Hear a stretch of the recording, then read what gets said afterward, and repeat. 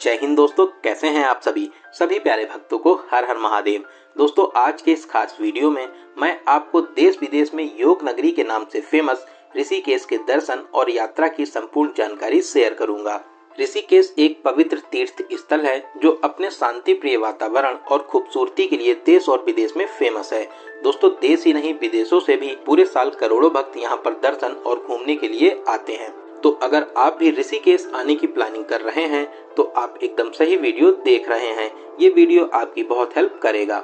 इस वीडियो में हम लोग बात करेंगे कि आप यहाँ तक कैसे पहुँचेंगे, यहाँ पर रुकने के लिए होटल या धर्मशाला कहाँ पर लेना चाहिए और आपको कितने रेट पर होटल या धर्मशाला मिलेंगे, यहाँ पर खाने पीने की कैसी व्यवस्था है, ऋषिकेश में दर्शन और घूमने का सही तरीका क्या रहता है, आप यहाँ पर कहाँ कहाँ घूम सकते हैं, और वीडियो के लास्ट में बात करेंगे बजट की, कितने बजट में आप इस पावन यात्रा को पूरा कर सकेंगे।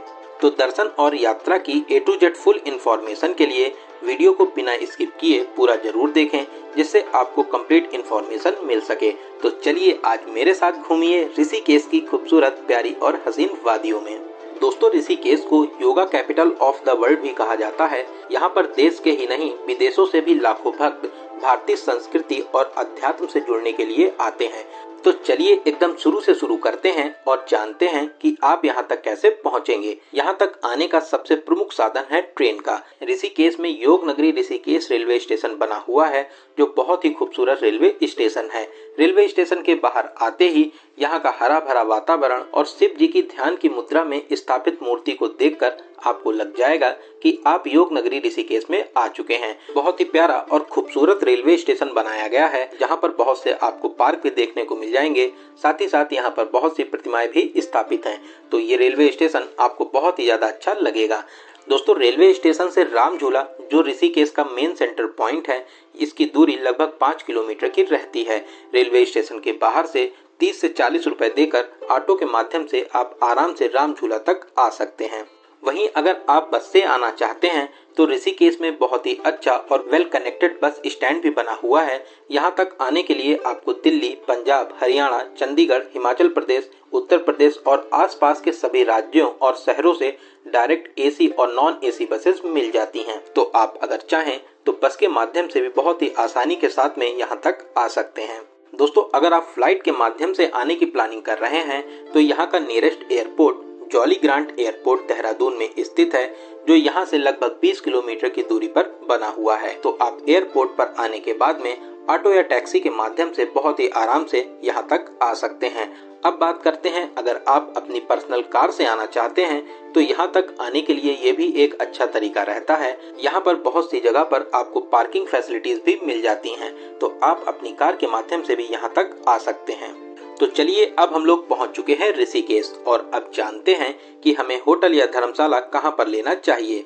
दोस्तों, ऐसे तो पूरे ऋषिकेश में होटल और धर्मशाला बने हुए हैं, आप कहीं पर भी होटल और धर्मशाला ले सकते हैं, लेकिन मैं आपको एडवाइस करूंगा कि आप राम झूला से 1 किलोमीटर की रेंज में ही होटल या धर्मशाला लें, जिससे आप आसानी से देर रात घूमने के बाद में अपने होटल या धर्मशाला पर आराम से पहुंच जाएं। यहाँ पर नॉर्मल और बजट होटल्स के रेट 700 से स्टार्ट हो जाते हैं, और वहीं आप यहाँ पर अगर वीआईपी होटल भी लेना चाहते हैं तो 5000, 10,000, 15,000 तक के भी आपको होटल मिल जाएंगे। वहीं बात करें धर्मशाला की तो धर्मशाला मात्र यहाँ पर 300 रुपए से स्टार्ट हो जाते हैं। वहीं आप अगर ऋषिकेश में फ्री में रहना चाहते हैं तो यहाँ पर बहुत से योगा और मेडिटेशन सेंटर भी बने हुए हैं, जहाँ पर आप योगा भी सीख सकते हैं, साथ ही साथ आप यहाँ पर फ्री में रह भी सकते हैं। लेकिन यहाँ पर रुकने के लिए जो सबसे अच्छा प्लेस है वो है गीता भवन और परमार्थ निकेतन। लेकिन यहाँ पर आपको धर्मशाला के कामकाज में भी शामिल होना पड़ता है। तो चलिए एक अच्छा सा रूम लेने के बाद में कुछ देर आराम करेंगे और अब हम लोग जानते हैं कि ऋषिकेश में दर्शन और घूमने का सही तरीका क्या रहता है। दोस्तों, आप अगर ऋषिकेश सुबह 8, 9 या 10 बजे तक आ जाते हैं तो सबसे पहले आप गंगा जी के पावन जल में स्नान करें और उसके बाद सबसे पहले हम लोग चलेंगे नीलकंठ महादेव जी के दर्शन करने के लिए, जो ऋषिकेश से लगभग 23 से 24 किलोमीटर की दूरी पर स्थित है। राम झूला पार्किंग के पास से ही आपको बुलेरो मिल जाती हैं। बुलेरो वाले आपसे आने और जाने के लिए 200 से लेकर 250 रुपए तक चार्ज करते हैं। नीलकंठ महादेव मंदिर में दर्शन कराने के बाद में आपको यहाँ पर फिर से ड्रॉप कर देते हैं। तो चलिए अब हम लोग चलेंगे नीलकंठ महादेव के दर्शन करने के लिए। प्राकृतिक सौंदर्य और पहाड़ों के बीच में नीलकंठ महादेव मंदिर स्थापित है। ये मंदिर पौराणिक काल का मंदिर माना जाता है। ऐसी मान्यता है भगवान शिव ने यहीं पर विष पिया था। दोस्तों ये मंदिर बहुत ही अद्भुत शैली में बना हुआ है, तो आप यहाँ पर दर्शन करने जरूर आएं। आपको यहाँ पर दर्शन करके बहुत ही ज्यादा अच्छा लगेगा। महादेव आपकी सभी मनोकामनाओं को जरूर पूरा करें। आपको वापसी करने में लगभग 4 से 5 घंटे लग जाते हैं। तो चलिए वापसी करके हम लोग फिर से आ जाएंगे राम झूला पार्किंग के पास में, और अब हम लोग चलेंगे यहाँ के बेहद प्रसिद्ध त्रिवेणी घाट पर। यहाँ पर माँ गंगा की बहती हुई कलकल धारा और चारों तरफ फैली खूबसूरती देखने लायक रहती है। आपको यहाँ के नज़ारे बहुत ही ज़्यादा अच्छे लगेंगे।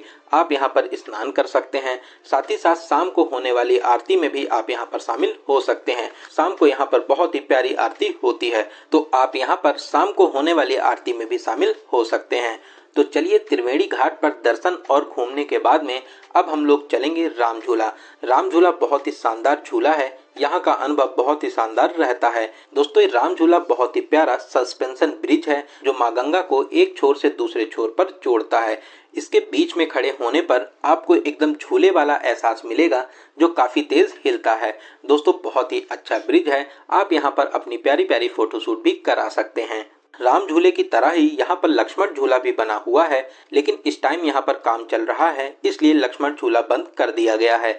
दोस्तों राम झूला को पार करके अब हम लोग आ जाएंगे दूसरी साइड में। तो अब हम लोग चलेंगे यहाँ के बहुत ही फेमस मंदिर त्र्यंबकेश्वर मंदिर में, जिसे 13 मंजिला मंदिर भी कहते हैं। ये भी बहुत ही ज्यादा प्यारा और खूबसूरत मंदिर है जो आपको दूर से ही दिखाई दे जाएगा। यहाँ पर आप दर्शन करिए, भगवान जी का आशीर्वाद प्राप्त करिए। दोस्तों बहुत ही खूबसूरत शैली में इस मंदिर को बनाया गया है। आपको ये मंदिर बहुत ही ज्यादा अच्छा लगेगा। दोस्तों यहाँ पर घूमने और दर्शन करने के बाद में हम लोग फिर से राम झूला के पास में ही आ जाएंगे, और अब हम लोग चलेंगे यहाँ पर स्थित गीता भवन में। गीता भवन राम झूला के पास में ही स्थित है। यहाँ के मुख्य द्वार और दीवारों पर महाभारत को बाखूबी से दर्शाया और दिखाया गया है। भवन के अंदर प्रवेश करने के बाद में सामने ही मंदिर स्थापित है। मंदिर में आप दर्शन प्राप्त कर सकते हैं। दोस्तों आप देख सकते हैं कितना प्यारा आश्रम बना हुआ है। यहाँ पर आपको बहुत ही शांति और सुकून मिलेगा। अगर दोस्तों आप यहाँ पर रुकना भी चाहते हैं तो आप यहाँ पर रुक भी सकते हैं। यहाँ पर दर्शन और घूमने के बाद में अब हम लोग चलेंगे अपने सबसे प्रमुख स्थान परमार्थ निकेतन पर। घाट के मुख्य द्वार पर महाभारत का दृश्य दिखाया गया है। यहाँ पर गंगा जी के बीच में भगवान शिव की ध्यान की मुद्रा में विशाल प्रतिमा को स्थापित किया गया है। आप यहाँ पर गंगा स्नान करना चाहें तो आप गंगा स्नान कर सकते हैं। साथ ही साथ शाम को होने वाली आरती में भी आप यहाँ पर शामिल हो सकते हैं। आरती में शामिल होने के लिए बड़ी संख्या में भक्तजन यहाँ पर आते हैं, तो आप यहाँ पर आरती में शामिल जरूर होइए। आपको यहाँ पर आरती में शामिल होकर बहुत ही शांति और सुकून की प्राप्ति होगी। दोस्तों बहुत ही अलौकिक स्थान है। आप यहाँ पर शाम को जरूर आइए। द्वार के पास में ही हनुमान जी की विशाल प्रतिमा भी स्थापित है। आप यहाँ पर भगवान जी के दर्शन करिए और अपनी ऋषिकेश यात्रा की यादों के लिए फोटोशूट भी करा सकते हैं। दोस्तों बहुत ही पवित्र और पावन स्थान है। आप अपनी लिस्ट में इस स्थान को जरूर शामिल करें, और साथ ही साथ यहाँ पर शाम को होने वाली गंगा आरती में भी जरूर शामिल होइए।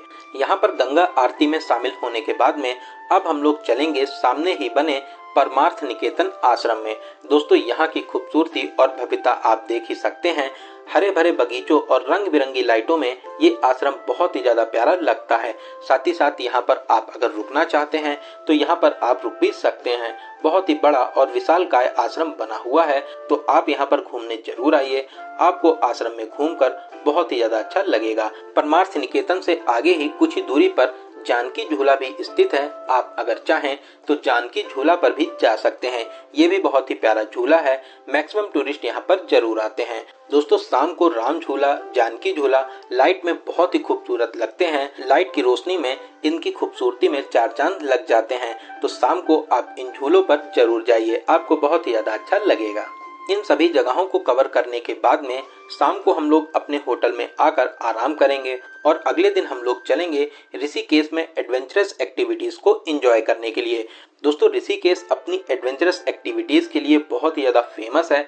यहाँ पर आप रिवर राफ्टिंग कर सकते हैं, डिस्टेंस और टाइमिंग के हिसाब से इनके रेट रहते हैं। तो आप अगर चाहें तो यहाँ पर रिवर राफ्टिंग में भी एंजॉय कर सकते हैं। वहीं आप यहाँ पर बंजी जंपिंग का भी मजा ले सकते हैं।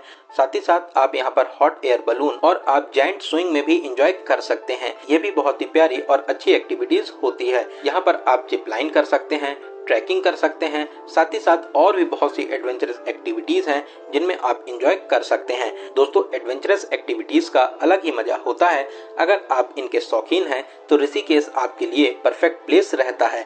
आप यहाँ पर हर तरीके की एडवेंचरस एक्टिविटीज कर सकते हैं। इन प्लेसेस के अलावा आप यहाँ के बहुत ही फेमस बीटल्स आश्रम में भी जा सकते हैं। इस आश्रम में आपको प्राकृतिक और शांतिमय वातावरण में बहुत से लोग ध्यान की मुद्रा में मिल जाएंगे। तो आप अगर ऋषिकेश घूमने आ रहे हैं तो आप इस प्लेस पे जरूर आइए। यहाँ पर भी आपको बहुत ही शांति और सुकून मिलेगा।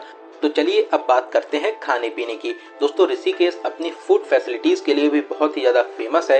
यहाँ पर आपको बहुत ही वीआईपी और बड़े बड़े रेस्टोरेंट मिल जाएंगे, जैसे चोटी वाला रेस्टोरेंट, लिटिल बुद्धा कैफे और भी बहुत से फेमस रेस्टोरेंट और कैफे हैं जो आपको यहाँ पर मिल जाएंगे। यहाँ का फूड बहुत ही ज्यादा टेस्टी रहता है। वहीं आप यहाँ पर नॉर्मल होटल या रेस्टोरेंट में भी फूड एंजॉय कर सकते हैं। यहाँ पर थाली भोजन आपको 150 से 200 रुपए में बहुत ही आराम से मिल जाता है। तो यहाँ पर आपको बहुत ही पवित्र और टेस्टी फूड मिलता है। फूड की यहाँ पर कोई भी कमी नहीं है। तो चलिए अब बात करते हैं कि आपको कितने दिनों का टूर प्लान करना चाहिए। दोस्तों, अगर आप सुबह जल्दी आ जाते हैं तो आप सबसे पहले नीलकंठ महादेव के दर्शन करिए। फिर उसके बाद में जिन प्लेसेस को मैंने आपको बताया है उन प्लेसेस को दर्शन करके अगर आप चाहें तो शाम को वापसी भी कर सकते हैं। अगर आप एडवेंचरस एक्टिविटीज नहीं करना चाहते हैं तो आप आराम से शाम को ट्रेन के माध्यम से अपने शहर के लिए वापसी भी कर सकते हैं। वहीं अगर आप ऋषिकेश शाम को पहुंचते हैं तो आप सबसे पहले गीता भवन, परमार्थ निकेतन, यहाँ पर आरती में शामिल होइए। रात में अपने होटल में स्टे करिए और अगली सुबह आप सबसे पहले नीलकंठ महादेव के दर्शन करिए। अभी एडवेंचरस एक्टिविटीज अगर करना चाहते हैं उनको करिए और उसके बाद में और भी जितने प्लेसेस हैं उन सभी को कवर करने के बाद में आप अपने घर के लिए वापसी भी कर सकते हैं। तो आप ऋषिकेश टूर को 2 डेज और 1 नाइट के टूर प्लान में बहुत ही अच्छे तरीके से कवर कर लेंगे। वहीं आप अगर चाहें तो हरिद्वार टूर के साथ साथ ऋषिकेश टूर को भी कवर कर सकते हैं। दोस्तों, अगर आप हरिद्वार का कंप्लीट इन्फॉर्मेशन वाला वीडियो भी देखना चाहते हैं तो आपको डिस्क्रिप्शन बॉक्स में लिंक मिल जाएगी। आपको उस वीडियो में हरिद्वार दर्शन और यात्रा की कंप्लीट इन्फॉर्मेशन मिलेगी। तो चलिए अब हम लोग बात करते हैं बजट की।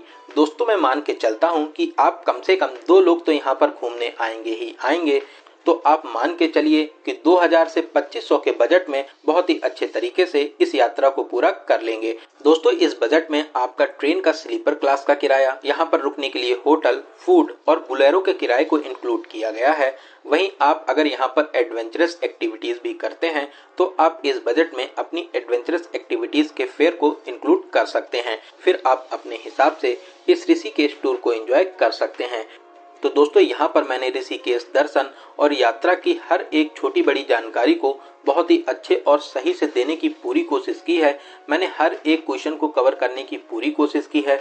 अगर फिर भी आपके कोई क्वेश्चन रह जाते हैं तो आप हमें कमेंट के माध्यम से पूछ सकते हैं। बहुत ही जल्दी आपके कमेंट का रिप्लाई दिया जाएगा। दोस्तों, वीडियो से रिलेटेड आपके कोई भी सुझाव हो तो कमेंट बॉक्स में जरूर बताइएगा, उनको अगले वीडियो में जरूर शामिल किया जाएगा। साथ ही साथ आप इस वीडियो को कहां से देख रहे हैं और आपको ये वीडियो कैसा लगा कमेंट बॉक्स में जरूर बताइएगा। दोस्तों, अगर आपको इस वीडियो की जानकारी अच्छी लगी हो तो आप अपने एक लाइक से हमें मोटिवेट भी कर सकते हैं। आपके एक लाइक से हमें बहुत ही ज्यादा मोटिवेशन मिलता है, तो प्लीज आप लाइक जरूर करें। साथ ही साथ अपने सभी फ्रेंड्स में जरूर से जरूर शेयर करें। अगर आपने अभी तक अपने चैनल यात्रा मित्र को सब्सक्राइब नहीं किया है तो प्लीज सब्सक्राइब करने के बाद में बेल आइकन को प्रेस करके ऑल नोटिफिकेशन को जरूर क्लिक करें, जिससे भविष्य में आने वाले वीडियोस आपको आसानी से मिल सकें। तो चलिए दोस्तों, अब मिलते हैं किसी ऐसे ही इंफॉर्मेटिव वीडियो में।